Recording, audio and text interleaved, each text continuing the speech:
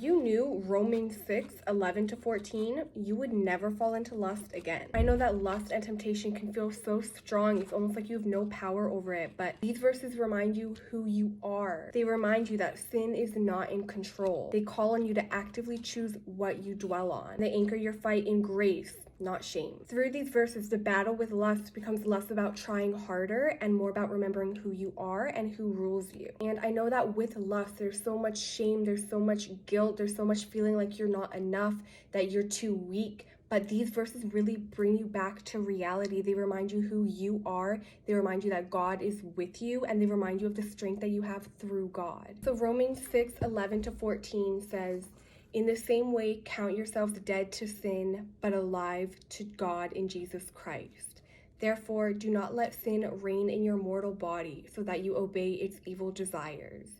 Do not offer any part of yourself to sin as an instrument of wickedness, but rather offer yourselves to God as those who have been brought from death to life, and offer every part of yourself to Him as an instrument of righteousness.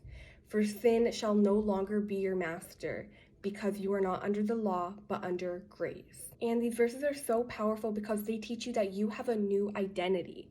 Lust and sin is no longer your ruler. Lust may still tempt you, but it is no longer your master anymore. You are not enslaved to lust. You are a free man. You're a free woman. God has set you free. You do not need to be enslaved to these chains of temptation and sin. These verses also remind us that we have a choice in what we give our imagination, our attention, and our bodies to. Grace gives power, not permission. You are not trying to break free. You are living in the freedom that God already granted you. Instead of thinking, "I can't help this, I'm not strong enough," you start thinking, "This is not my master."